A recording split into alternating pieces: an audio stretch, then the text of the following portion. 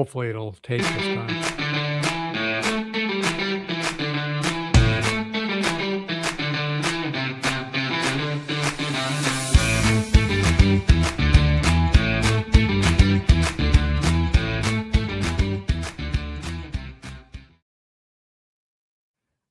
Hey, Dave.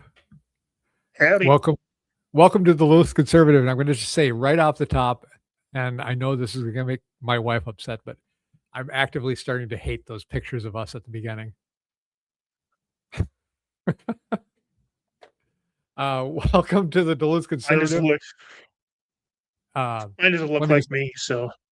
Yeah, let me just go through the show. So this is the Duluth Conservative. We're going to talk about issues that affect Minnesota, Duluth, and then as we have time, national and international news, health and fitness, and we'll have a word of the day. So today we're going to be going over some top stories, and I'm trying to get my screens all in front of me, but we're going to talk about the Minnesota IG, the Inspector General position.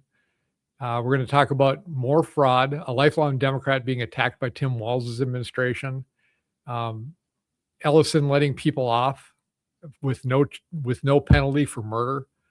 We're going to talk about more Keith Ellison actually going after somebody, which is kind of surprising. The Trump administration uncovering massive fraud. We've got some really concerning things about a mayor in California who is actually working for the People's Republic of China. And we're going to talk about gerrymandering in Minnesota next year. So those are going to be our top stories. Once we do those, we'll go down to Duluth, Minnesota, and then see what we have time for the rest of the night. How's that sound? Perfect. Lots to go over. Before we do anything, though, I want to say we hit a milestone. So last Friday, I think it was Friday, we got over 100 subscribers. So thank you all, the people that are subscribing to the channel. I want to say thank you. We're at 104 now, which, you know, in the grand scheme of things, doesn't seem like much, but for us, that's pretty good. I'm appreciating it because people are starting to enjoy the conversation. So I appreciate everybody that watches. Thank you for watching. And if you have suggestions for us, please feel free to leave us a comment or send us an IM. All right. So Dave, are we ready to go? We got a ton of stuff to go over today. So I'm going to start out by, I did a short for this, the Office of Inspector General. So I started digging around into this office a little bit, and this was something that was passed last week. And I was curious about it because I wanted to know who it was in the House that entered the bill to create this. And it turned out it was 7 Democrats. So that got me not worried, but interested, because the Democrats up to this point have been doing everything they can to stop fraud investigation in Minnesota. That's just a plain fact. Every time it's come up for a vote in the split house in Minnesota, all the Democrats vote against it. All the Republicans vote for it. All of a sudden, we get this Office of Inspector General, and it's got this huge bipartisan support. I think it was like 127-5, something like that, right, Dave? Correct. So what changed? Why did all of a sudden the Democrats want to have this Office of Inspector General? So I wanted to take a look at the actual bill that produced the actual office, and it got me a little concerned. So first of all, Pete Johnson from the West End is involved in this. So he was one of the authors of it, which already sets up big flags for me. What I found out was, and I'm just going to skip over some of the big things on it, but what it does is, number one, is it changes it from an independent office that reports to an independent counsel, and it sets it up to report directly to the governor. So as you know, all the fraud that we've been having since Tim Walz took over, really, that's when it really started happening. Walz's administration, and we'll go on to this from one of the stories, has been blocking and chastising and attacking people that are whistleblowers on this. So now we're going right back to having the Office of IG report to the governor. That concerns me. It also means that the governor gets to have big control over who is going to be the Office of IG. In fact, one of the versions of this bill said the governor actually appointed the Office of the IG. So that concerns me too. And then the third thing that concerned me, that was the big thing, was the office was set up originally in the Senate to go after the existing fraud and do fraud prevention. In the House, it takes away a lot of the teeth, and it says you're going to look at future fraud. You're not going to investigate past fraud. If you were corrupt and in on the fraud, this is exactly what you do. So you don't want them investigating the past fraud. You've cleaned up your polls. You've cleaned up everything. You're out of it now. And so now you can do fraud prevention and look like you're trying to prevent fraud, but really you're not doing anything about the past fraud. And that's a problem. The other thing about it being appointed right to the governor or reporting to the governor makes me feel like the Democrats are just assuming they are going to win the governorship with the Democrats. And once we have a Democratic governor, especially Amy Klobuchar, which is just Tim Walz, but more masculine, it will be just the same thing. It will be nothing will get done. It'll be targeted against probably conservatives, if anything. And we're not going to see any of the fraud get stemmed, which we absolutely desperately need, because if we didn't have the fraud in Minnesota, we wouldn't have the taxation we have in Minnesota. And we really need a relief from that here. Everybody does. So those are my thoughts on this, Dave. There's things that are concerning me. What are you thinking about it? You've read about this too. Yeah, I'm right along the same lines. Is one of the biggest problems is the Democrats have convinced themselves that they're going to get the trifecta next year again, and that will just wipe Minnesota out completely. But it goes back to the governorship. Is they want to control what actually gets looked at for the fraud, and that's the problem. It's not independent anymore.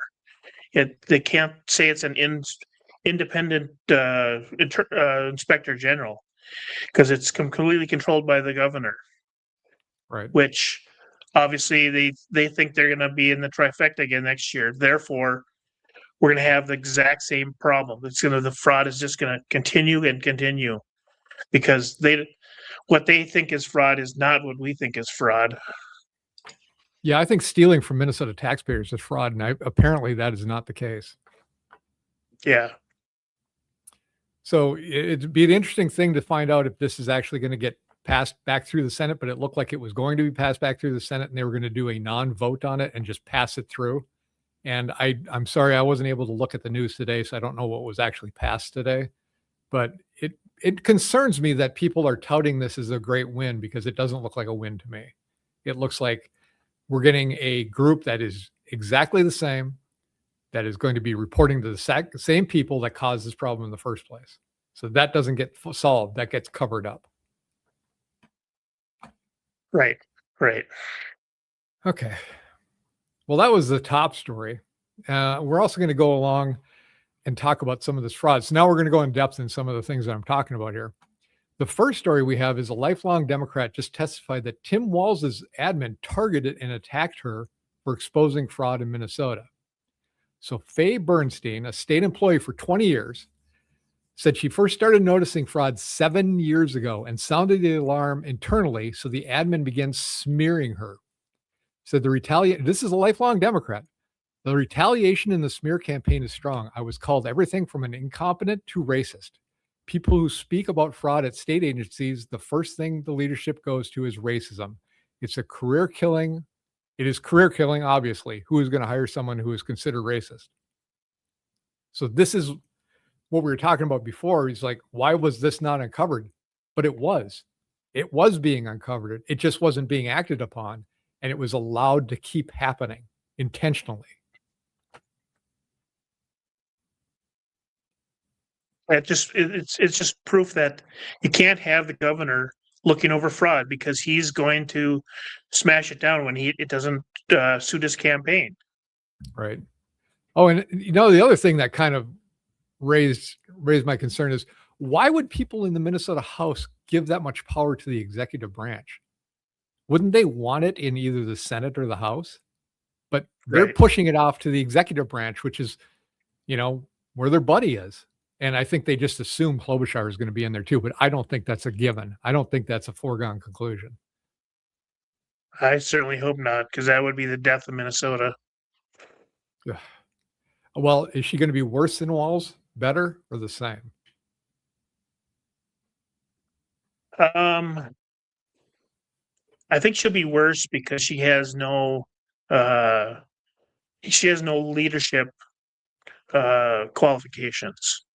Because Like she was Walls just does? in the, I don't know. Well, he had some military stuff. He was a commander in military, so he had a little bit of leadership stuff. Where Klobuchar, she's just been a Democrat pawn in the federal Senate, so she was basically just doing what she was told. So she lacks the leadership. So I think she'll actually, she might possibly be worse. Yeah. Yeah. She's Well, definitely you're not going right. to be better.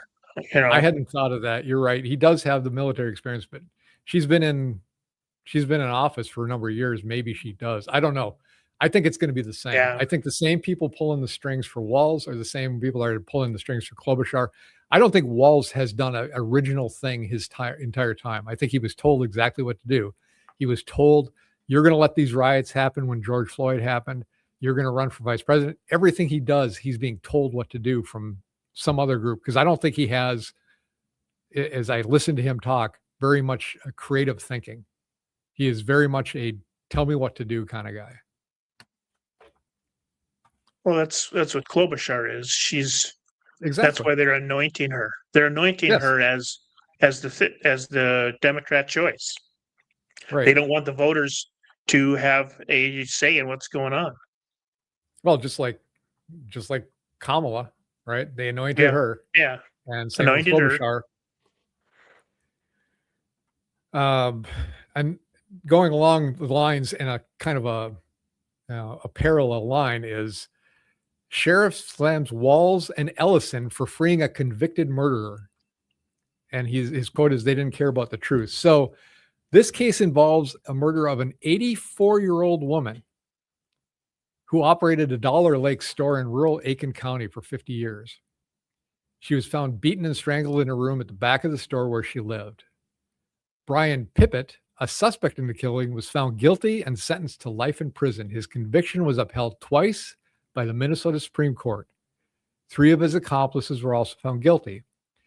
In 2024, Pippin filed a motion to vacate his conviction with the backing of the Conviction Review Unit, a federally funded project under Minnesota Attorney Keith Ellison's office, in partnership with the Great North Innocence Project.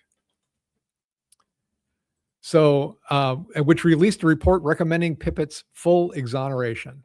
So the sheriffs went through and found a bunch of stuff to just prove beyond a reasonable doubt again that this guy did it.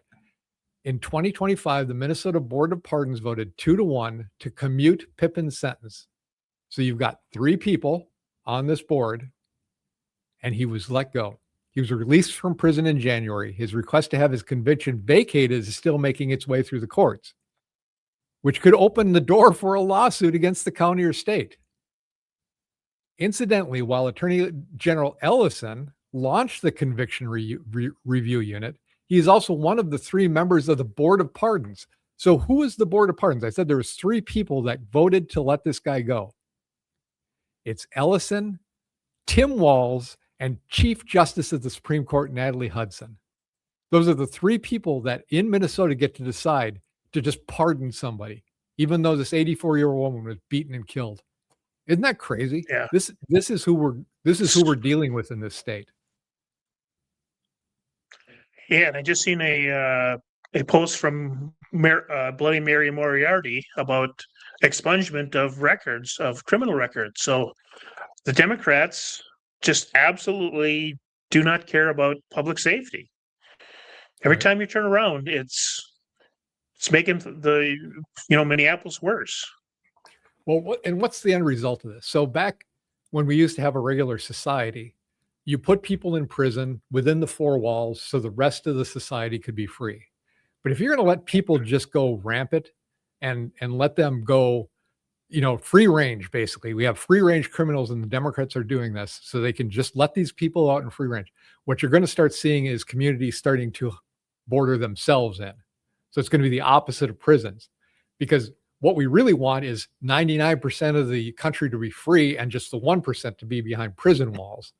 The Democrats are just, and I'm not saying the Democrat voters, I'm saying the Democrat leadership under Walz and Ellison and Moriarty and Klobuchar, They're just letting these guys go free, and you're going to start seeing boarded up communities because you have to be able to protect yourself in some way. We used to separate ourselves via a prison wall. Now we have to separate ourselves from a wall around our community. I just think you're going to see an explosion in that as you can. Yeah, And I don't blame them one bit. That's why I don't understand why Democrats keep getting elected. I mean, do people? I don't care if you're in the worst area of Minneapolis. You still want your kids to be able to get on the bus safely, go to school safely, get home safely, go to 7-Eleven and get a bottle of pop and come home safely. You want a safe neighborhood. I don't care what demographic, what economics. You want a safety. It boils down, So why are the Democrats think it's so important to let criminals out? Just for it's just for voter base? I don't know. Because this is one of the things where when we talk about voter fraud in Minnesota, it's my genuine hope that there is voter fraud in Minnesota that we can uncover and fix. Because if people are actually voting for this, I don't know, we're on a different level. I don't think the same way as those people do. And then something else has to happen. So it is my honest, genuine hope that we find this massive fraud and can fix it and then get back to normal like it was more so when we were growing up, when it was, if you were a criminal, you were looked down upon. And now it just seems like for some reason, the Democratic leadership wants them all out on the street to cause whatever mayhem they do with no consequences and no record of it. And it's astounding to me. Yeah, the last statistic I heard was 87% of people in jail vote Democrat. That doesn't mean they are Democrats. That means they vote Democrat because they know that the Democrats will let them out of jail, where the Republicans will let them sit. So, that's why the governor's wife was so involved in making sure criminals could vote. Here's another story here, and it has to do with fraud and not holding people accountable. A guy pleads guilty to carrying out massive Medicaid fraud in Minnesota. Got a plea deal with Keith Ellison, and he is serving no jail time. He's going to be given 5 years probation with the requirement to help track a missing fugitive co-defendant. So no jail time. You commit this fraud, you plead guilty to it. Keith Ellison lets you walk free. What a deal. Right. He probably keeps the money too. It's a criminal haven here because of these guys. And it doesn't take much to fix it, but these guys have to go. Right. And in staying with the fraud, leaders of a defunct Minneapolis violence prevention charity are being sued for allegedly stealing $6.5 million to fund lavish personal expenses. And we got a couple links for this. But this is one that actually Ellison is going after. So I'm wondering if they worked outside the boundaries of the, I guess, established fraud around here, and they're getting slapped down. Well, I mean, he obviously wasn't paying. He wasn't paying Ellison his share. Right. So the lawsuit, which does not include criminal charges, alleges Pollard and McGuigan, I don't know, committed numerous violations of charity laws by misusing over $6.5 million in nonprofit assets, engaged in numerous governance and oversight violations that enabled the rampant abuse of assets, lying to the AGO in the course of the investigation, and ultimately causing the demise of the nonprofits to steal its businesses for personal gain. A press release from the AGO summarized. So no criminal charges means no jail time, right? Correct. What a place we live. And if this isn't making you mad, I don't care what your politics are. If this isn't making you mad, I don't know what is going to take. Because if you're a tax-paying citizen, all of your money how much of your money that you pay in goes to other people that have no business having it. And it's not going to fix our roads. I mean, drive down some of the roads, especially I was in the East End. I was in Lakeside. Some of those connecting streets it's like somebody shelled them. I mean, honest to Yeah. God, you could plant a tree in half those holes.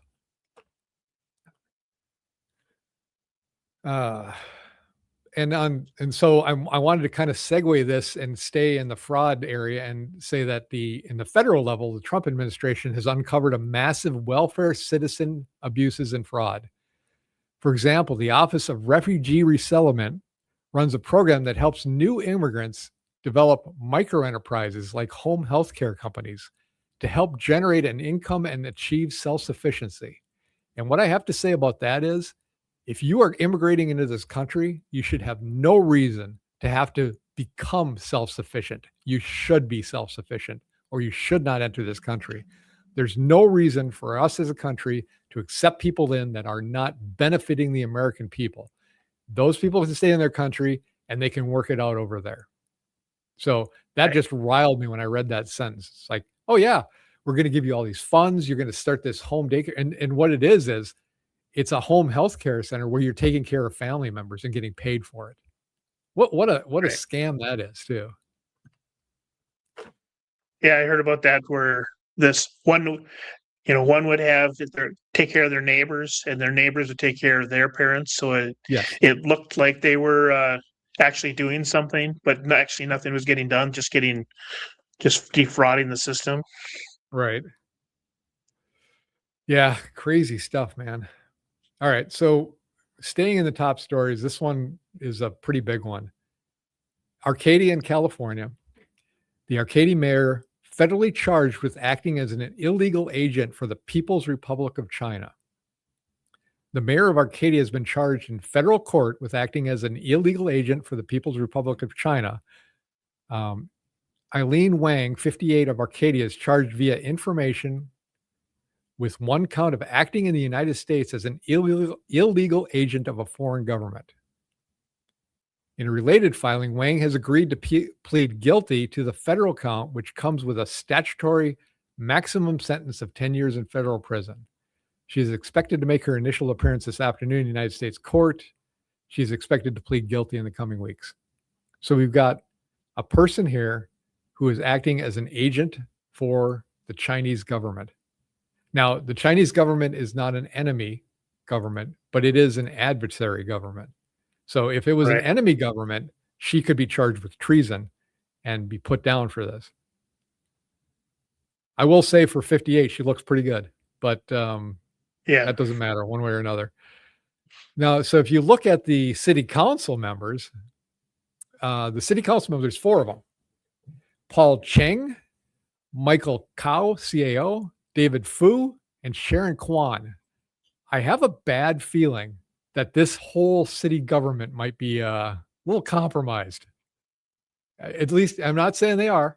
They're, as far as I know, they're all United States citizens, but who knows in California? I don't think the mayor was, but yeah, that's pretty scary when they're working for China. Maybe Right. that's where Tim Walz is going to go after this. Tim likes China. Yeah.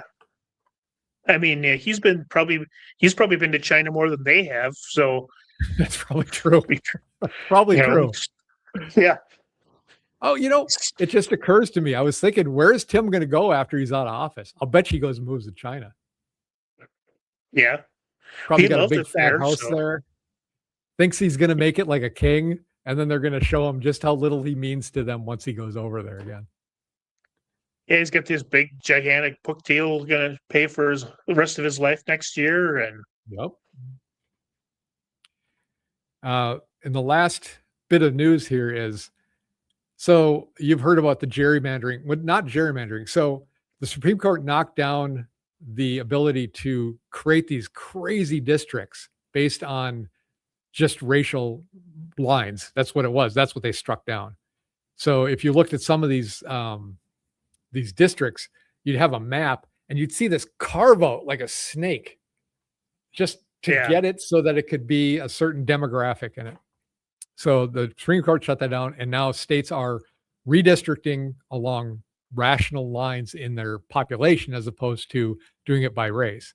Well, the Democrats look at this as an existential threat because they've always done that. They've always wanted to make sure that they can make these lines up so they can get their districts, so they can get overwhelming House. So the red states are redistricting to make it more fair. Walz suggests they could redistrict the way they want to. It's the gerrymander again. But I don't know how they Right. can do it because they've got Duluth, they got Rochester, and they got the Twin Cities. That's it. The rest of the Right. state is red. So I don't know what they're thinking they're going to be able to do, but he's already suggesting it. So this is where his mind is, though. We're going to gerrymander. He even says it out loud, you know? Gotta love this guy. Yeah, and that goes back to our point of they just think they're going to win the trifecta because nothing would happen without the trifecta. So they just, oh, we're going to win. We're going to have all the trifecta, therefore we can do anything we want. So next year we're going to, load the Supreme Court. Well, we did that already. So we can gerrymander. Well, yeah, not much they can do, but yeah, they think they can do anything they want. So you look at the bills they passed, how milquetoast they are. Right. They're just pacifying the Republicans until they get in next year and just wipe the state out. So right. And why am I not seeing the Republicans fighting these bills, by the way? I mean, it's not a win to go and have these bills come out. Now, there's some things they're doing right, but there's a lot of these bills they're coming out with. I would be fighting this IG bill. I mean, at least I'd be making a big stink about it. I didn't see any, but I don't have my finger on the pulse. I'm not being able to watch this all the time because I've been way too busy to do it, but I expect to see something. Not that this is a big win. This is not a win. The way they've redone it, it's not independent anymore, but we talked about that. So. Okay, let's move on to Duluth news. Now, this is not Duluth news, but it's close to home. So I saw this post, and can you pop this up, Dave? This is what it's like living next to a data center. So we'll see if we can get the sound on and everything. I think there's sound on it.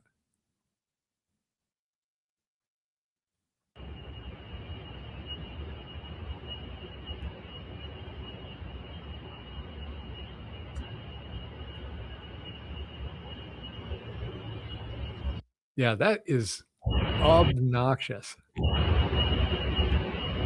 Yeah, it sounds like a jet engine. I didn't get anything through my speakers, but I can hear it. I can hear it. Okay.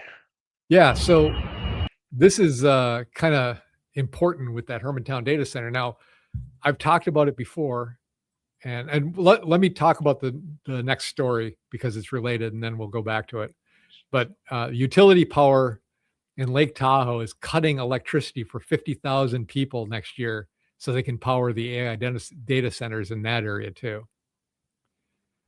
So I understand the people that are saying we don't want a data center when you get stuff like this.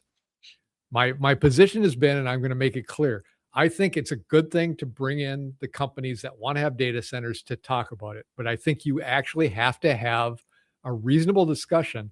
And if they can't do this thing better than this, if they're going to make that kind of sound, if they don't have their own electricity, if they don't have an answer for how the water is going to be treated and how it's going to go through, then we have every right to say, absolutely not. We do not want it around there.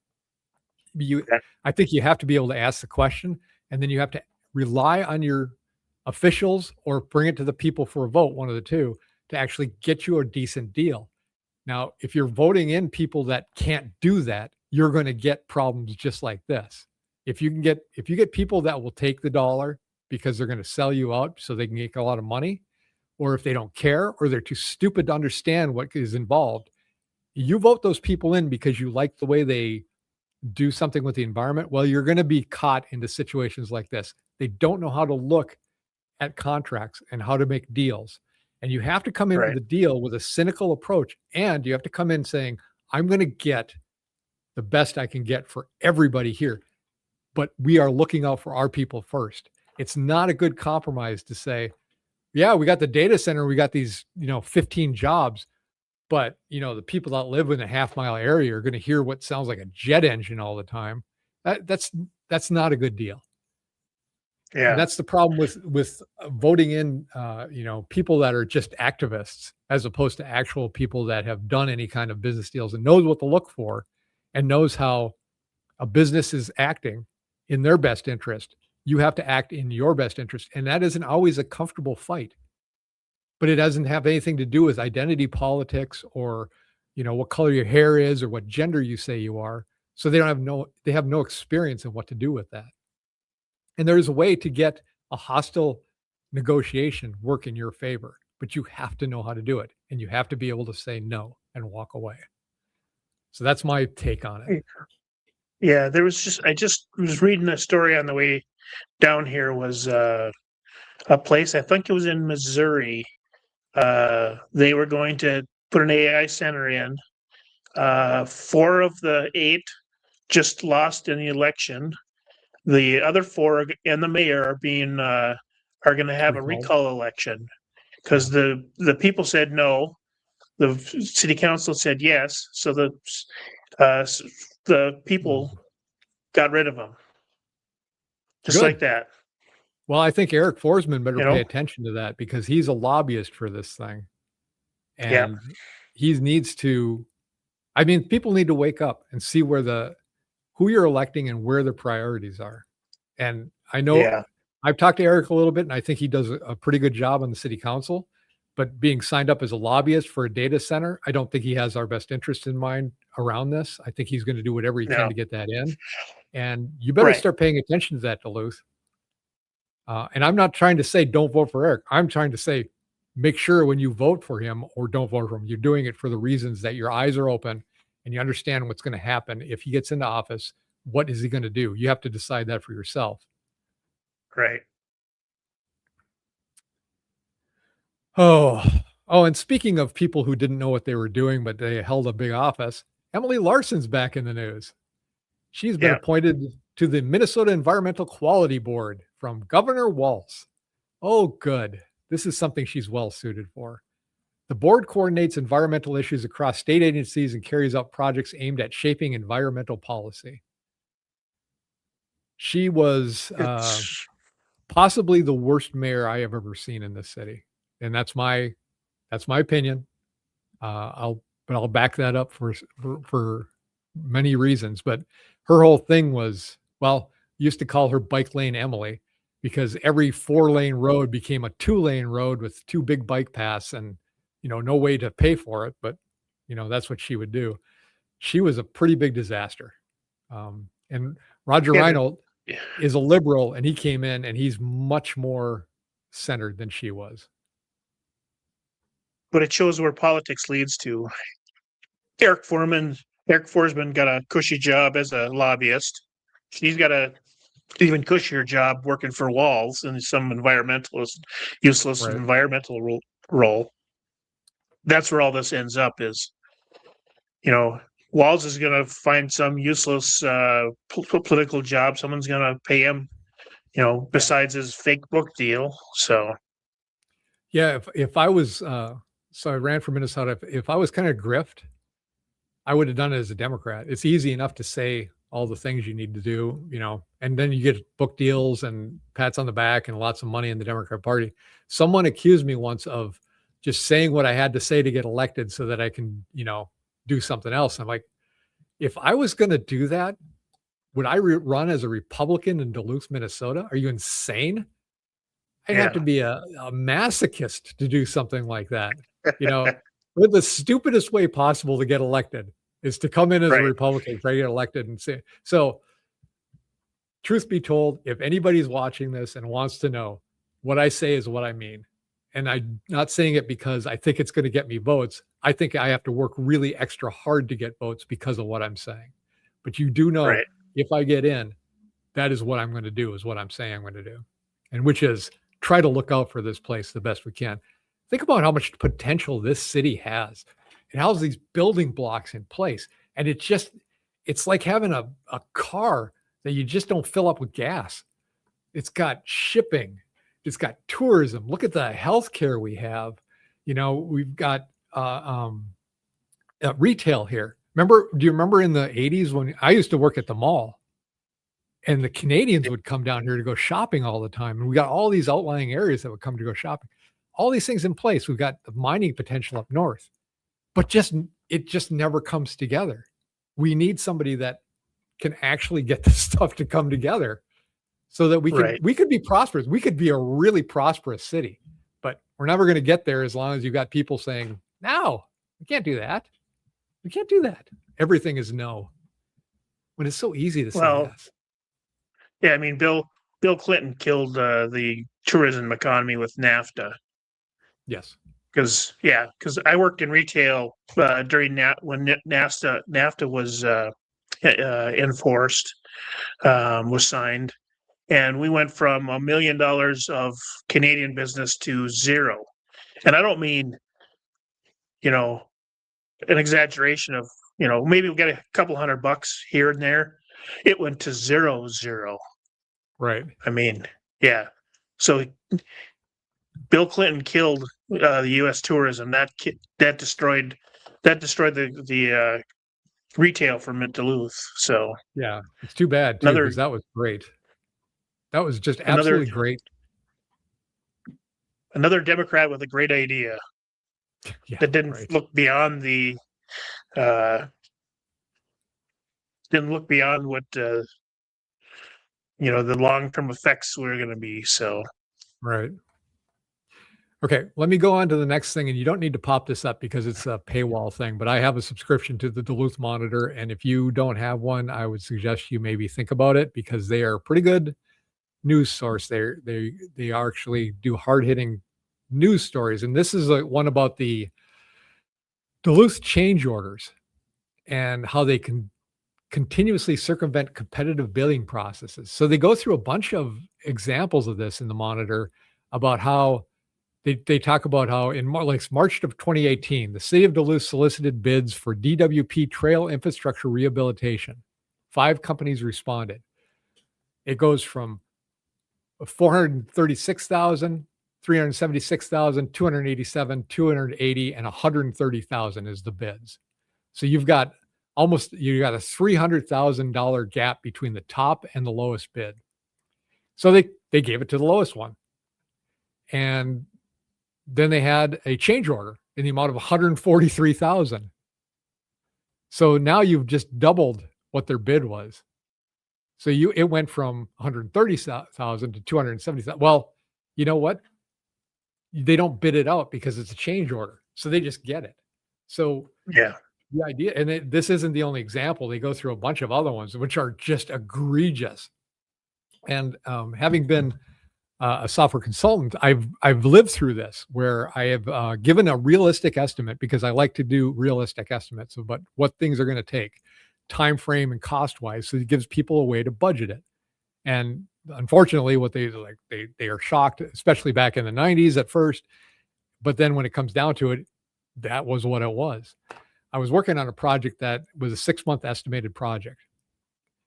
I had a company come in and a woman came in and said, "Oh, I could get the prototype done this weekend and we could just be running in probably like 2 weeks." They're like, "Oh yeah, great. Do it." So I lost the contract. They gave it to her. When I left a year later, they hadn't deployed once. It wasn't even close to working. So it went from what would have been done in 6 months to not anything being done in a year. And that sounds like exactly what this is. So if you know what you're doing, you come in, lowball the estimate, and then give change orders until you've made enough money because there should be no reason there's this big a difference. There was one thing in 2024, the city of Duluth solicited bids to construct new snowmobile trails and bridges at Spirit Mountain. The top bid came in at 856,000. The lowest bid was at 195,000. That's 4 times the amount. Right. Now, I have to believe that maybe it isn't worth 856 because the next one down was 421. And you had a bunch in the 430, 400,000, 300,000. I'm guessing it's somewhere in there. But somebody came in and completely undercut it and they gave it to the lowest bidder again. So they gave it to him for basically $200,000. And guess what? There was a change order for $242,000, more than the original bid again. So We'll post this link. It's a paid subscription thing again, so you have to pay for it to read the article, but it's really good. It goes into a lot of information. It was written by John Ramos. So good job, Duluth Monitor. And I won't go into this anymore, but I thought it was a very good article. Okay. We're going to talk about the Minnesota legislature now. A couple things that we want to discuss. Minnesota Gun Control activists press lawmakers in final days of the session. It says, despite partisan gridlock, pressure continues on the House GOP to bring up a gun violence preventative package. And there's an article here that I'm going to quote Trish Felicic, who is the pediatric trauma surgeon at Children's Minnesota. And so she was on call when that school got shot up, which is horrible. But her quote is, what breaks my heart is this was entirely preventable. And we knew it was preventable, and we didn't do anything to prevent it, and we still haven't. She doesn't know that. She's saying, if only saying it would make it so, but that's not the case. Right. It's not entirely preventable. You couldn't entirely prevent it. In fact, if you want to go down into the weeds on this, it was another transgender person shot full of a lot of drugs and mentally, confused that did this shooting. Maybe that's where you should start focusing your attention, because I'm going to tell you a little secret right now. You get rid of all the guns in the world, there's still other ways to do this, and it's even more violent. Look at the Oklahoma City bombing. That was a truck full of manure that blew apart a building. So you take away the guns, you go look in the UK. They're just knifing people. So now they're regulating the knives. But it's a simple matter. If you really want to do a lot of harm, you can do it. That's living in a trust society means you have to trust. I mean, so taking away people's weapons just takes away legal people, law-abiding citizens' ability to defend themselves. And I just am completely against that. Yeah, Australia was another place that banned guns completely, and violent crime went up after, because they knew you couldn't protect yourself. You break into my house, my 90-year-old mom, she's sitting there with a gun. She can protect herself. Absolutely. The great equalizer. Yeah. Where in Australia, someone breaks into a 90-year-old's house, she's sitting there with a knife. Well, right. That ain't nothing's going to happen there. Nothing's going to happen. So the criminal's going to win every time, which is kind of what Minnesota wants, is a criminal society. I honestly think if Hillary Clinton had won or Kamala Harris had won, this is where we'd be right now, especially Hillary. If Hillary had won that election, we would be just where the UK is and Australia is right now in Canada. We just one of them. Yeah. Oh, absolutely. Quick summary of the bills passed so far, and this was as of a couple of days ago. Office of Inspector General, a bill to criminalize grooming, a bonding bill, a response to the Hennepin County Medical Center's financial crisis. Well, I'll tell you what the Hennepin County financial crisis is. You got a bunch of people who are can't pay for the services. You got a bunch of shootings there and a bunch of illegal aliens there. And that's all a bunch of people who don't pay anything into the system. So that's your crisis right there. And a supplemental budget deal, including a $1.2 billion bonding bill, $205 million in one-time funding for Hennepin County Medical Center, on top of $500 million for a hospital reserve account, $250 million to reduce car tab fees, and $125 million in property tax relief. Some of it's good, some of it's bad. It doesn't sound like they're really doing too much. I know it's with a split house, there isn't much they can do. The Democrats, I think, are starting to push things through, like the Office of IG, just so they can say they've done something. I'm sure you're going to see Pete Johnson, peacocking around about doing that. Well, yeah, they're the $200 million for Hennepin is because of Obamacare, and they had, they have to fund $500 million for the rest of the state to keep hospitals open in the rural areas because of Obamacare destroyed our healthcare system. 125 million in property tax relief. Well, that's the Democrats covering for themselves temporarily because they're the one that created the property tax problem. 250 million to reduce car tab fees. That's a 1 year deal that they made, that the Republicans made. 1 year. 1 year. So they can, so everyone's gonna go, hey, we lowered the car tabs, which we were 3 times higher than any state near us. But it's 1 year. So we're back to where we were talking about the trifecta again. They think they're gonna come back in power. All this will be gone. They'll wipe everything out. We'll be paying double our taxes. Whatever your tax is now, we're going to be New York Manami style taxing. Oh yeah. And they're gonna, they're not gonna get the bailout from the state because the state is tapped. Right.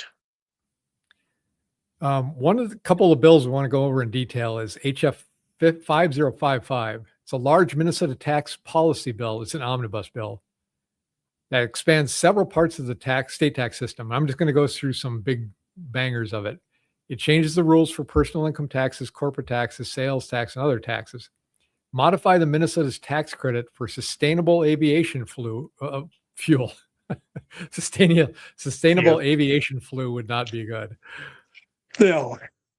Sustainable aviation fuel. Create a new gross receipts tax on firearm-related sales. Create a new tax targeting certain social media companies, and then some other stuff. So let's talk about the new gross receipts tax on firearm-related sales. So this is gross receipts on your entire business. And so if you're running on slight margins, this is a way to put small gun dealers out of business. This is one of their plans. Right. Attacking the First Amendment or the Second Amendment. This won't go through. Why is this a problem? It increases the cost. It's unconstitutional. It's going to be impossible to enforce. And most business taxes are based on profits. This is gross receipt taxes based on total sales revenue. So it is just a horrible, horrible bill. Taxing social media companies. That one I found interesting because it's connected to their goals and their concerns. And the concerns are these: youth mental health, misinformation, addictive platform design, and online harms. You've got a big problem here. As soon as they start talking about misinformation, that should make the hair on the back of your neck stand up, because misinformation to them is anything they don't agree with. Honest to God. Yeah. I do agree that there's addictive patterns, especially when it comes to gambling on this social media. It could be the fact that maybe the government can't do anything or shouldn't do anything about it, though. I mean, why do they have to get involved with every single problem that happens in the world? Maybe it's time to tell people to stop viewing it, just like smoking. Stop smoking. That's what I couldn't figure out is how does watching a video make you an addict? So how do social media companies turn you into an addict? That's part I didn't understand. Well, part of it is the games. So the games are addicting, but also the way the videos are shown, you have a very short burst of information, then you get the dopamine, then you go on to the next one. So you're never really connecting things. You're just getting that next thing. And that's where it's the addictive part. But I think the games are a big thing, especially the gambling stuff is very addicting. But maybe it's time to let people kind of figure this stuff out for themselves. Government is not your daddy and not your mommy. So when things are available, choose to use them or choose not to. Use some self-determination and figure out what's best for you. I'm so tired of everybody saying that, oh yeah, the government's got to fix this. Government's not there to fix your problems. The part of freedom is having all those choices and dealing with it yourself. If you don't want to live in freedom, and you want to live in a society where you're just told what to do all the time and totally protected, you should probably go to Canada. You won't have any Or money. North And Korea. they'll probably tell you to kill yourself, but besides North that. Korea would.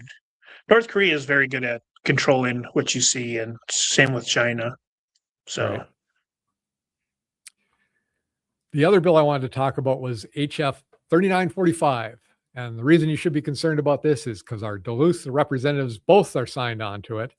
And it is a Greenhouse Gas Pollution Superfund Act that goes back to 1995 to start billing companies because they've produced greenhouse gases and are affecting the climate. Good luck figuring out how to apply this, how to get the money, how to show the harm. This is just another virtue signaling bill. And here's one of the key factors here, Dave. At least 40% of the spending must benefit disadvantaged communities. So this is yet another thing where these lawmakers are just trying to take money and distribute it to everybody else. Don't let them work for it. Don't make them earn it. Just take it from people who've earned it back to 1995, when everything was legally done, but we're going to fine you for this, millions of dollars. Why would any business stay in this state after, if these kind of bills get passed? Why would you have a business stay here? I wouldn't. Any business. My electricity consumption is probably higher because I'm a software company. Well, I'd probably get taxed on that sooner or later by these guys. It's no different than a wealth tax. That's what they think that they think that the oil companies are making money, therefore we're going to steal it from them. Right. Okay. I'm going to move on. We're going to bang through some national news here. And I don't think we'd pop these up. I think we're just going to touch on them and then go forward. There was President Trump went to China, and they're celebrating some key points to that meeting. And I will link to it. But basically what it comes down to is China is going to be investing quite a bit in the United States. The United States is going to be investing in China. It's going to be a partnership. And China said that Iran can't get a nuclear weapon. That was a big thing. And that's been on President Trump's mind. So he did get that big win. So some good stuff coming out of there. Even if you don't agree with it, from his point of view, he's getting deals made with China. Yeah. Speaking of China, Chinese national was indicted in Florida for allegedly importing deadly new synthetic opioid. So I guess one of these pills can kill you. And they're bringing it into the country. Thanks, buddies. Yeah. Same with fentanyl. One pill will kill you. Right. Another thing here is Michigan Democrats introduced bill to legalize assisted suicide. Oh, they want Canada Junior again. Well, Canada is America Junior, so Canada Junior. So last time I was running, somebody asked me the question, would you support euthanasia in any form? And I said, but there's maybe some rare cases where I would support. I gotta roll back on that now and say, I can't support it at all because I can see where this slippery slope is just taking effect in Canada. Some woman walked into the doctor's office, complaining about her back hurting, and they offered her up assisted suicide. A person walked in, called them up and said, I need a walker. And it was like, you're not going to get one for 6 months because they're socialized medicine. They can't pay for it. Right. And she said, 6 months, that's crazy. And so they said, well, have you thought about suicide? It's like, what? No. So Michigan might do that, I guess. And how many times have we talked over the last year about medical breakthroughs for we would type 1 diabetes? Right. Now, if you were sick with something, maybe you could just wait. Right. Maybe they'll come up with something. Don't just go kill yourself. Right. I wanted to bring up this next story about media bias just because I like the headline so much. So Kyle Rittenhouse, who was in that was at this.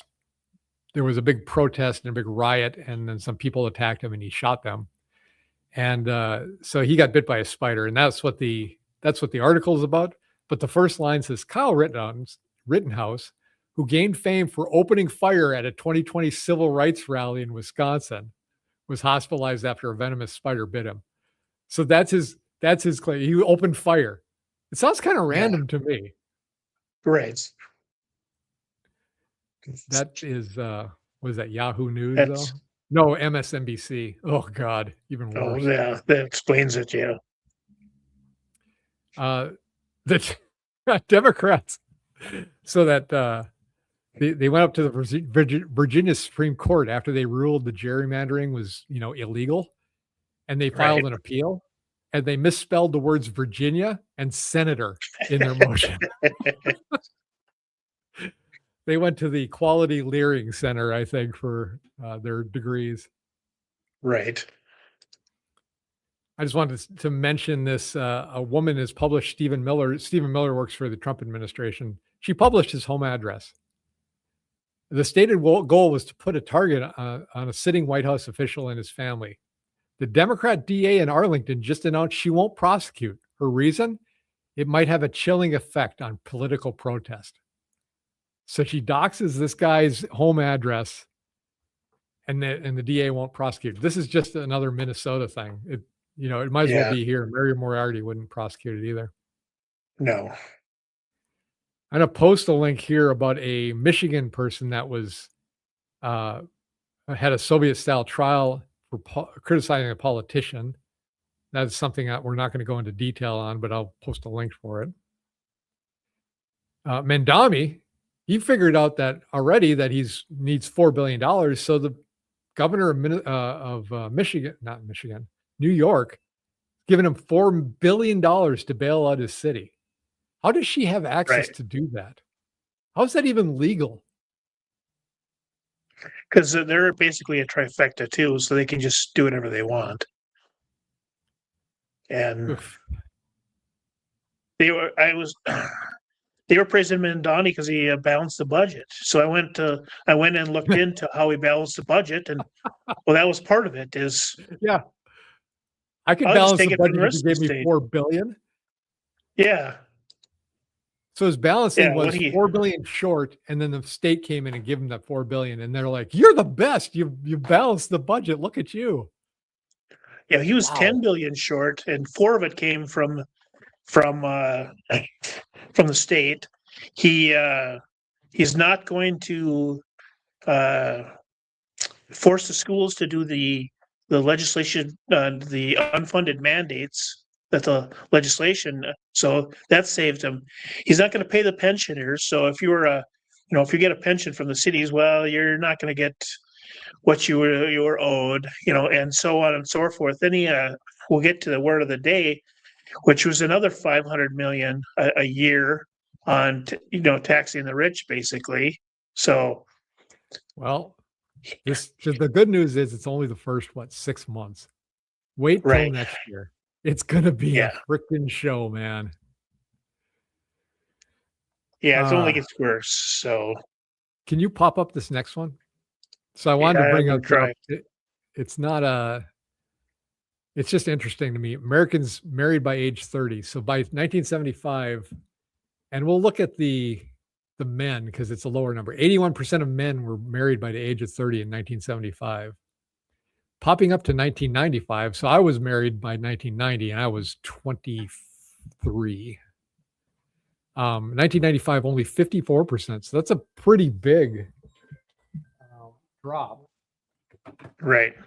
And so now, but you look in 2025, 16.5% of men and 25% of women are married by the age of 30. That's just depressing. Right. I did see another graphic, though, that maybe explained this. You can drop this thing. It showed a man and a woman standing next to each other.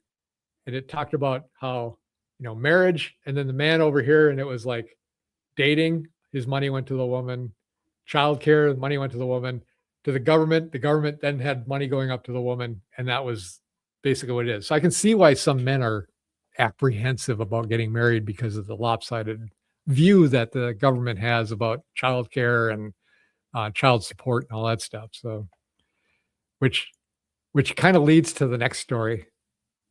I can't believe this story. This is incredible to me. So in Georgia, they passed some law that said if you don't establish the parents of the child when it's born, you had to do a paternity test if you wanted to go get after some guy to pay child support. And nearly half the people were not the fathers of the children were being tested. My God. Now that explains the marriages. The Yeah, women want to go fool around, and it that's does. yeah. I mean, we can blame the state for that too, but it's another Yeah. issue. That's crazy though. Almost half. I mean, Yeah. that's a Maury Povich show that is, there's no fun watching Yeah. it anymore. You just know they're not the father. Jeez. Yeah. Last story in national news. Kansas City passes legislation to restrict transgender bathroom access to government buildings. They'll pass legislation to restrict them access to the bathrooms and other multi-occupancy private spaces. It mandates driver's license and birth certificates to reflect biological sex. Allows individuals to sue for damages if privacy is violated by someone of the opposite sex. And move aligns Kansas with multiple other states. I saw one woman had the police called on her because she reported a man in the Planet Fitness locker room, and they called the cops on her because she reported it. I don't understand this at all. I still don't understand it. Nobody has been able to explain it to me why they think biological men should be able to be in the same locker room as women. And it has to be, I've said this before, this has to be a champion by the women to end this, because they're the ones that are suffering the consequences of it. They're the ones that are mostly affected, and they should be rising up and stopping this. I don't know why they're allowing men to have these weird excessive rights to get in there and be in their private spaces. If nothing else, they should be in the men's room, or they should be in their own room, but not in the women's room. At least Kansas is doing something about it, Right. Obviously our founding fathers would be rolling in their grave if this is what we had to deal with nowadays, is we couldn't tell the difference between a man and a woman. But at least Kansas has decided, okay, let's put an end to this nonsense. So right. And it's not even can't tell the difference. Refuse to identify the difference. Refuse what's real in front of you. It's like a ritual. It's like if you want to be part of the club, you have to be able to lie about things that are absolutely indistinguishably able to be proved wrong. And the other people in the club have to be able to accept it and champion that. And then that's a test. Once you can get people to do that, you can do them to do anything you want to. Yep. You're now a Democrat. All right, that's it for national news. We're going to international news. One thing, the media spreads hantavirus hysteria in an attempt to save disgraced WHO. So the WHO is out of money. The United States walked away from the World Health Organization, otherwise known as WHO.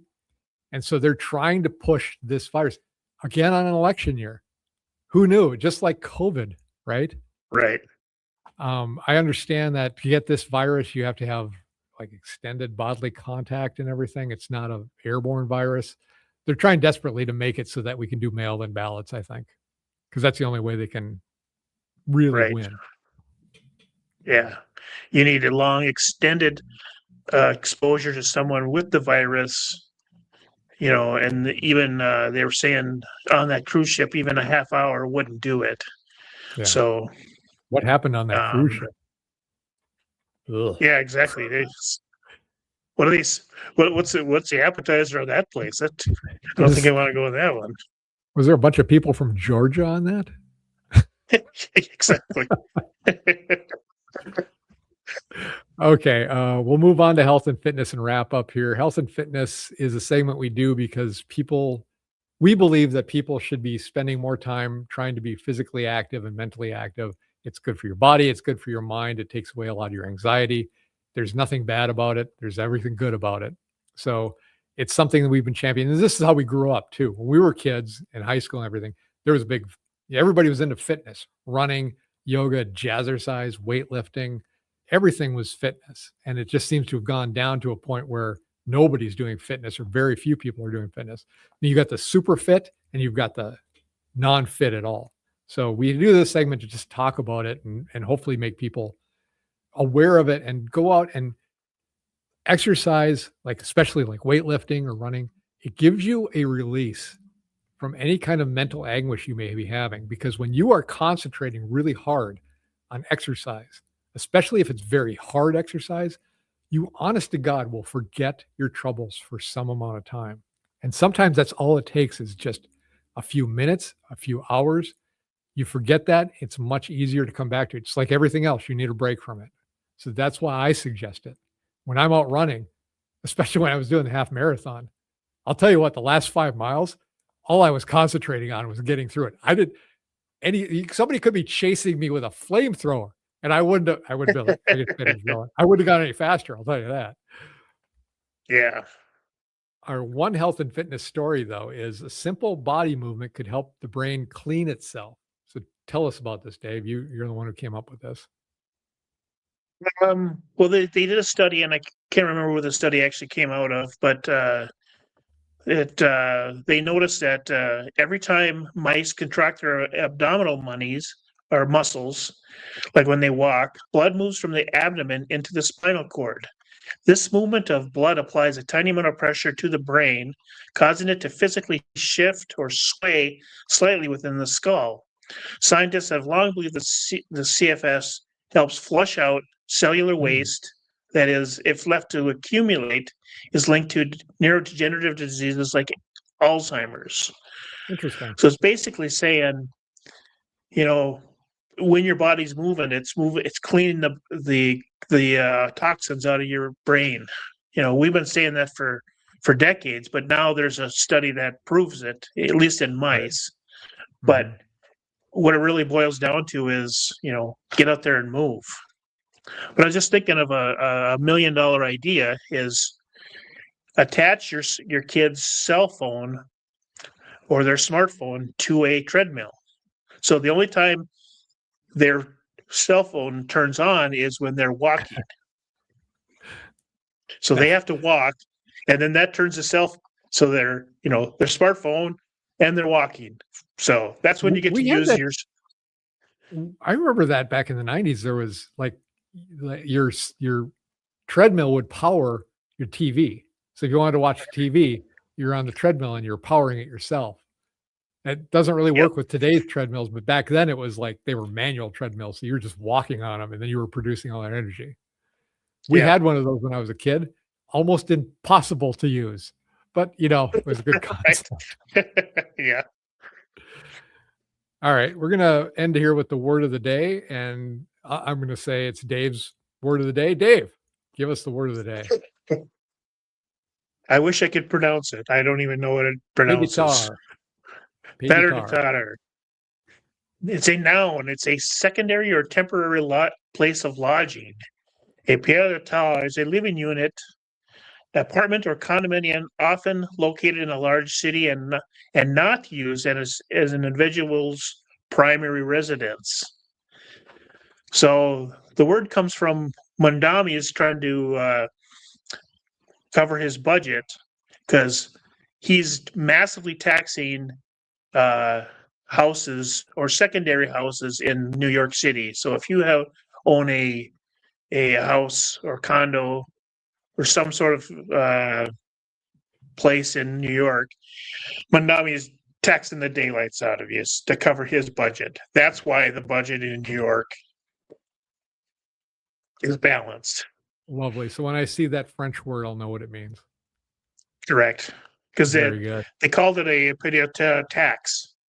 So I was kind of curious what they were talking about, but that's what it's about. So it's just another tax the rich scheme from Mondami. Okay.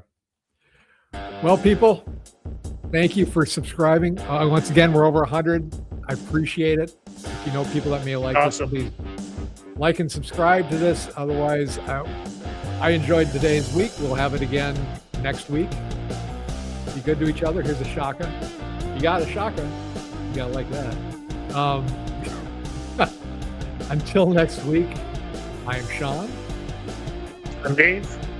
And this has been Duluth Conservative. We'll see you next week. Thanks for joining. Now let me find that outro. Here it is. Here it is. See ya.